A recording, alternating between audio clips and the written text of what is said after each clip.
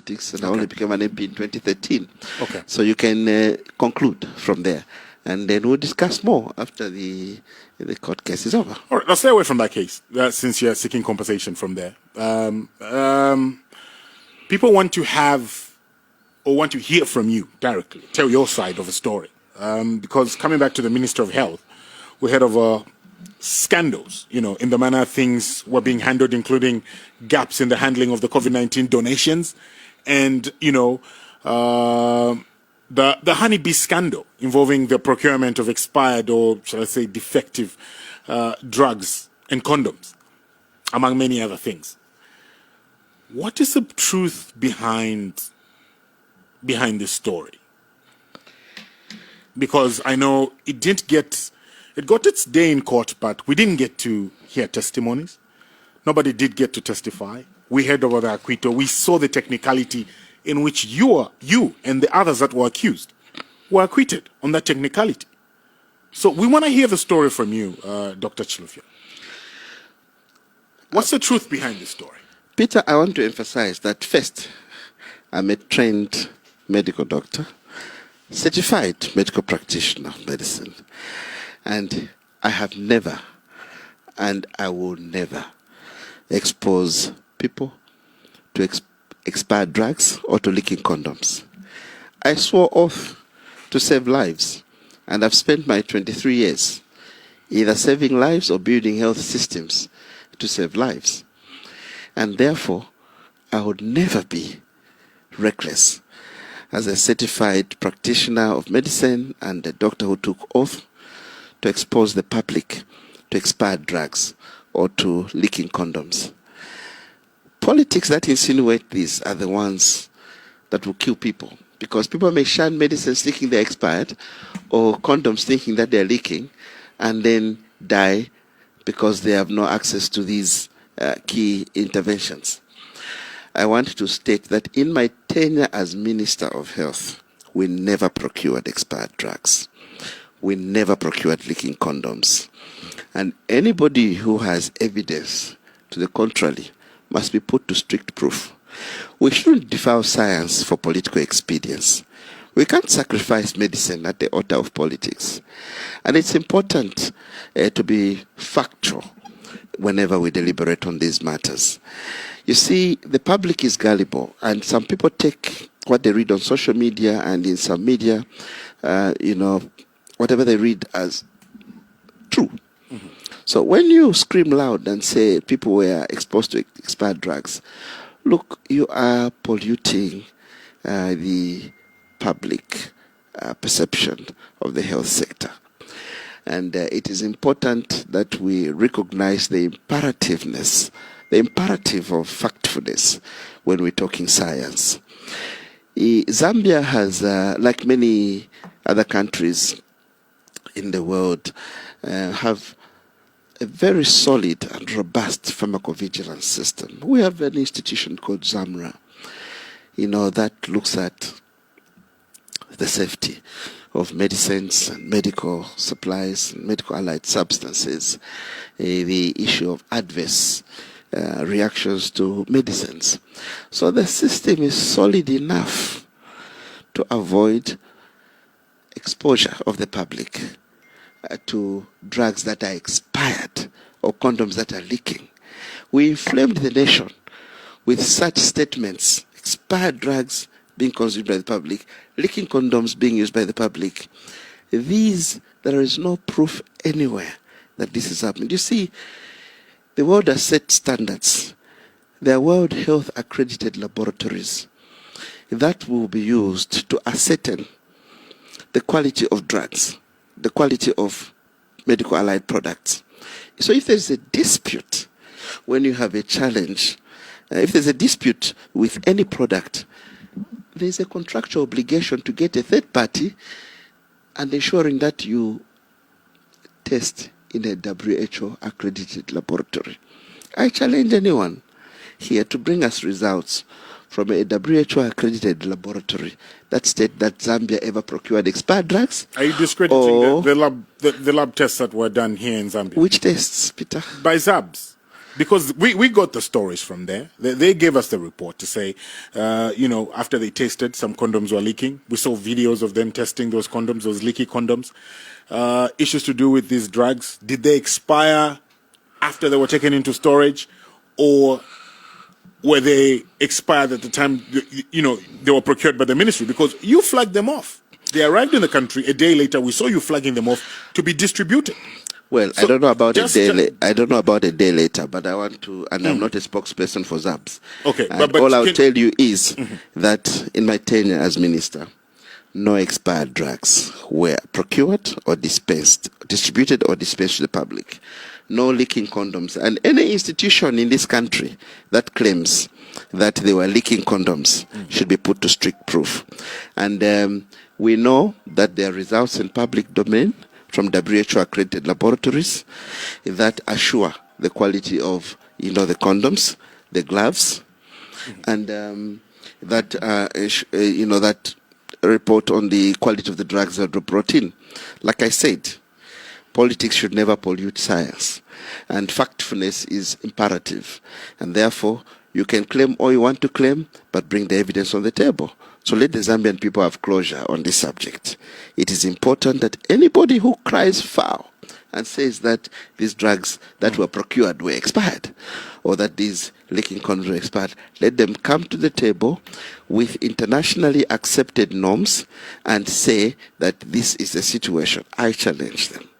And I'm stating here that the collusion of political players, competitor businessmen, and strategically positioned civil servants to create false narratives in the public domain just to tar the image of certain individuals in the conscience of the public was regrettable, must be investigated, and must be punished.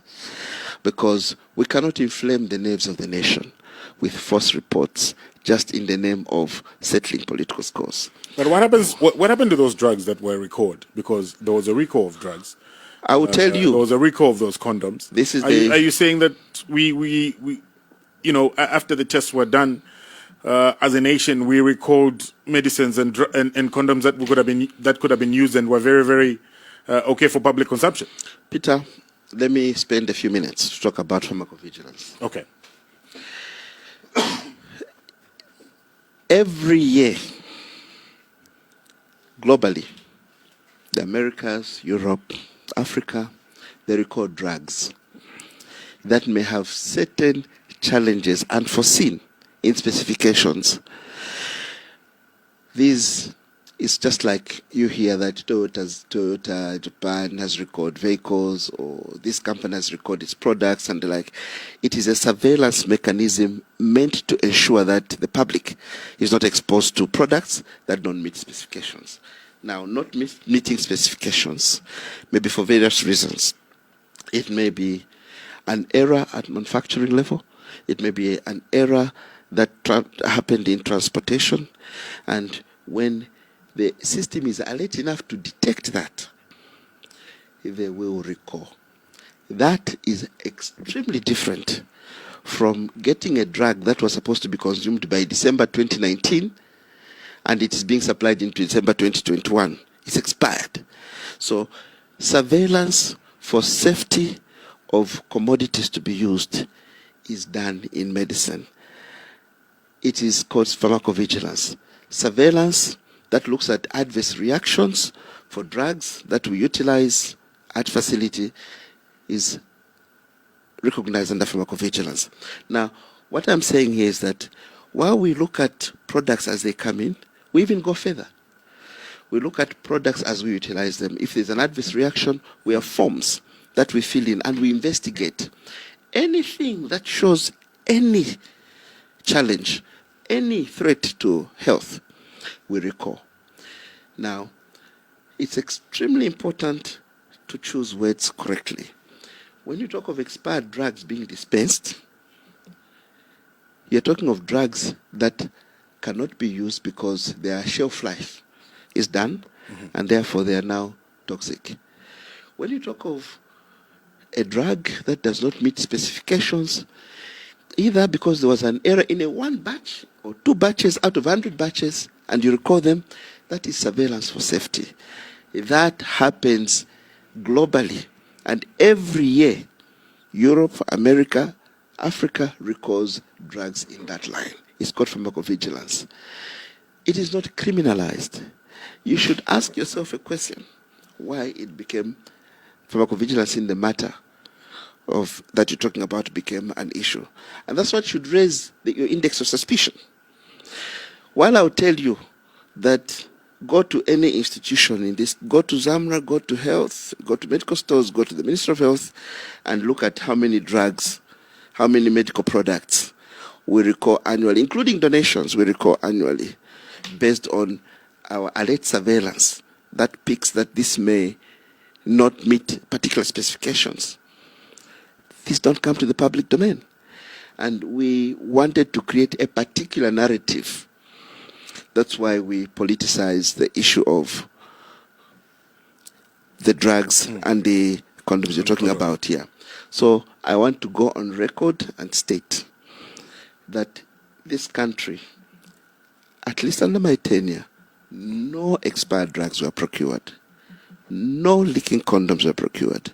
And it's contractual for you to ensure that you involve a third party, mutually agreed, if you question the quality of the product that you bring in. It is contractual. What was we the shelf cannot life? defile science for political expedience. And what I'm stating here is that Zambians must have closure.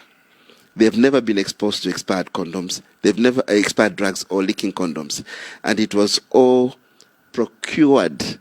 It was a procured narrative. I know. We must investigate it. Doc, and I know. We can pick our words carefully here. And Yes. say not expired. But what was the shelf life of those drugs that you flagged off that raised alarm at the end of the day? well, I'll tell you. What is the shelf life of drugs that we get? What's the standard? If you were leading the Ministry of Health, if the Ministry of Health is procuring drugs, and I'm a supplier, say I have these drugs, what's the standard at the Ministry of Health? What's the shelf life supposed to be for those drugs procured? Well, I'll tell you honestly here that a health center kit will have more than 50 commodities. And all those 50 commodities will have different shelf lives. It depends on what molecule you're dealing with. And I am not able today to tell you individually what was the shelf life of each commodity. And I must just tell you that we do not procure drugs that have short shelf lives. It's one of the red when flags. You say short, shelf lives. Let's put a time limit to it. You cannot bring Is it 4 months? Is it 2 weeks? It's a red flag to bring in a drug that expires next month. Okay. You can't bring in a drug that expires next 3 months. We must ensure that we do our quantification properly to ensure that what we need to supply the citizens in line with the disease burden is what we quantify. So we have technical teams that are skilled to ensure that to quantify and to ensure that they do their projections and they do procurement. That's a totally different area. It's a whole new area, and I can talk about it as a technocrat turned politician, but it's not a matter that is under my jurisdiction as a politician. Yeah, all I'll tell you is that we have adequate capacity in the Ministry of Health, in our technical teams, in our technical departments, to ensure that quantification is appropriately done, and projections of what we need to utilize is properly done.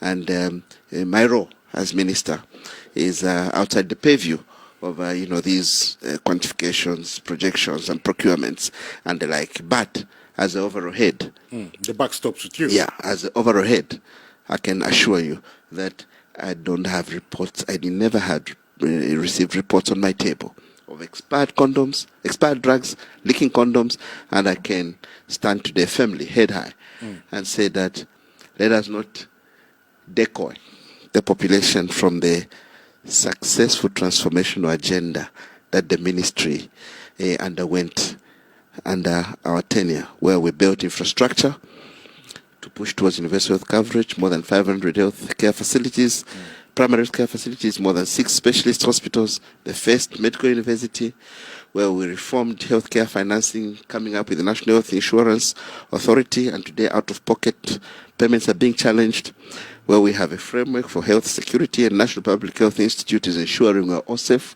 from cholera and COVID, where we have all the supply chain matters addressed through a decentralized system. We repealed the Act, the MSL Act, and formed ZAMSA, created a drug fund, and ensured that we shifted procurement to ZAMSA, where we ensured that health indicators, maternal mortality, child health, HIV, TB, malaria were improved, and all these are on the wall for all of us to see.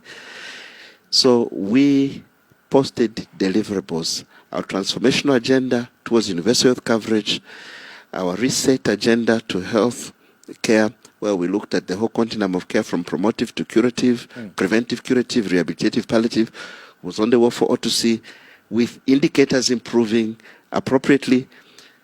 We cannot decoy our people from these by looking at carefully choreographed, negatives. For me, for just saying this was just like an attack on you. Yes, and I'll say that we should, in all honesty, address we address matters to do with our democracy. You see, our democracy is only as strong as our institutions. So we should avoid lawfare. Who attacked you, Doc?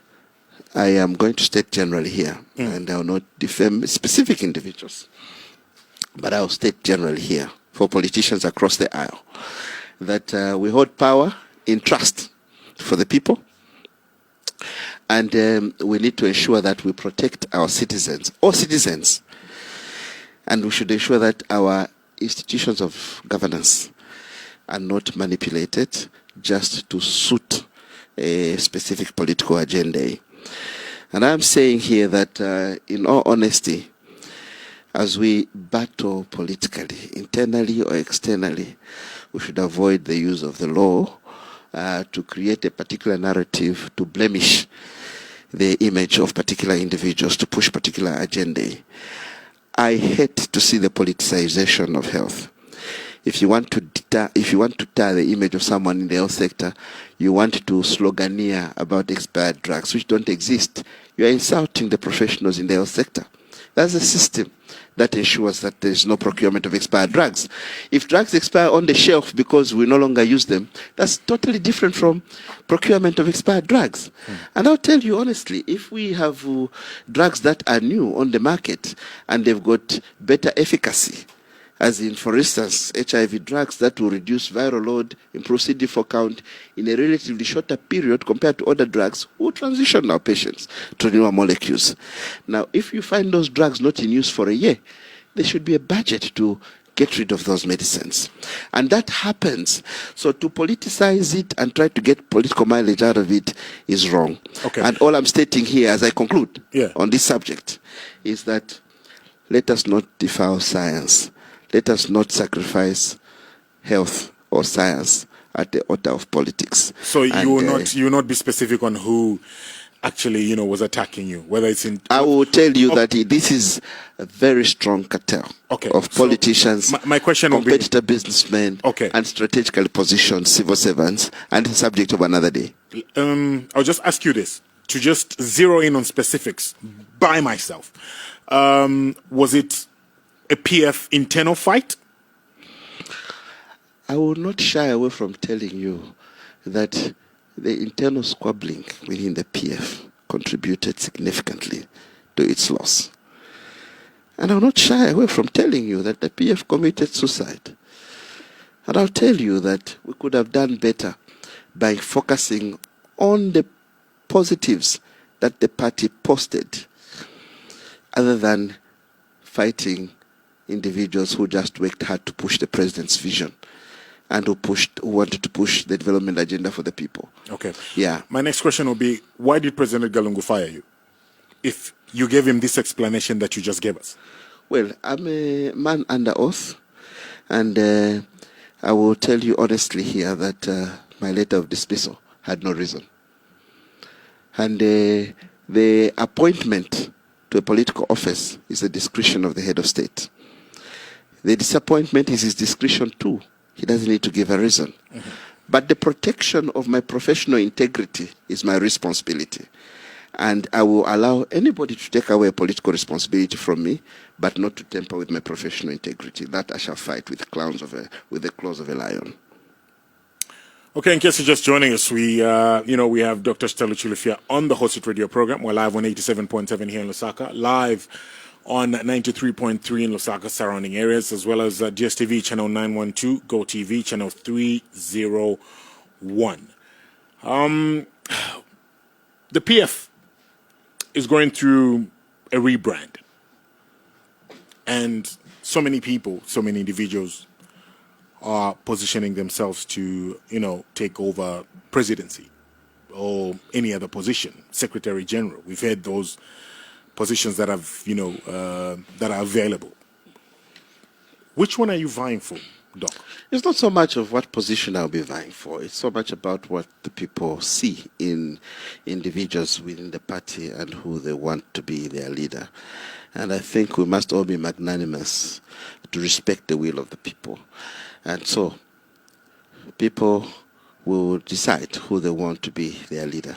I am content to serve as an MP in Mansa Central, as a member of the Central Committee of the Patriotic Front Party, as a leader in the country, and if I'm called upon to serve in any particular position. Okay. So you have no ambitions whatsoever to lead the PF? I am saying, and I repeat, it is not so much about what I want.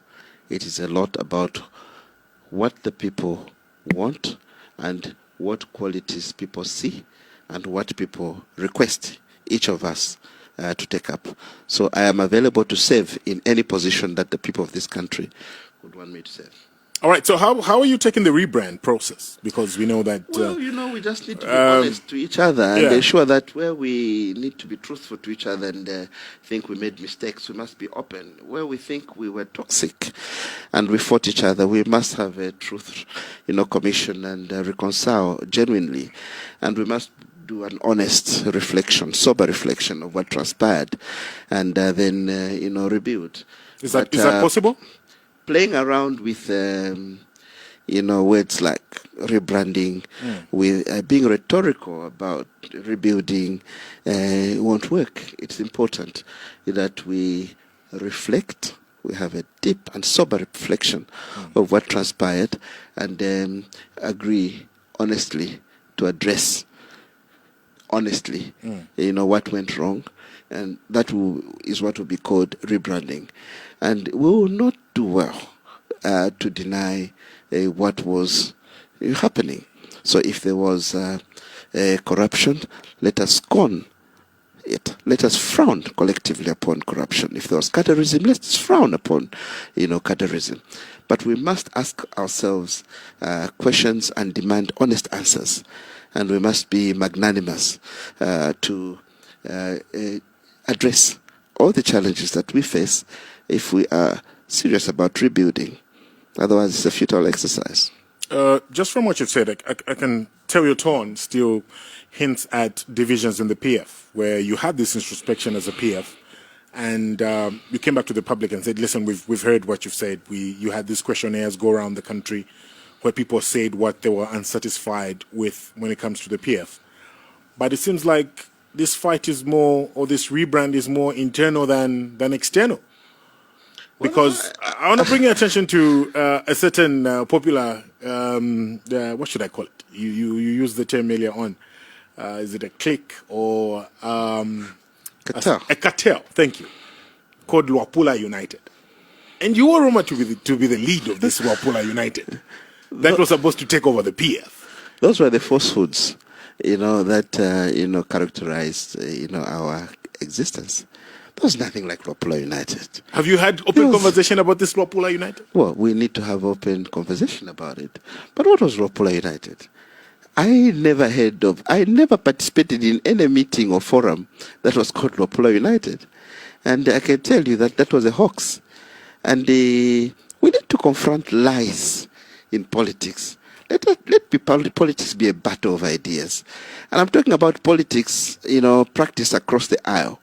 Let us battle about ideas, and let us focus on developing the nation and making the country a safer place for everyone, and we combat poverty, we combat disease, and ensure that we move towards sustainable development.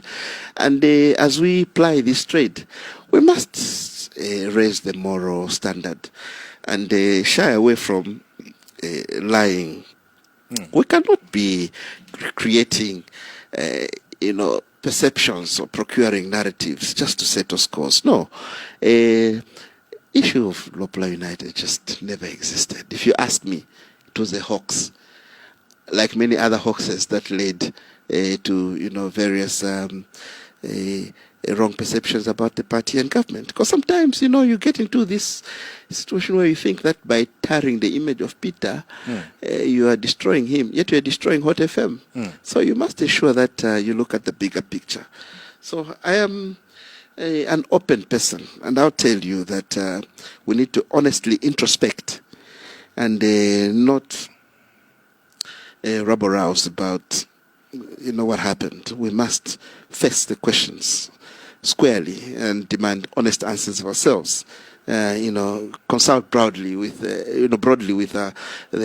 grassroots and other stakeholders, and ensure that we come up with the real reasons why we are where we are today.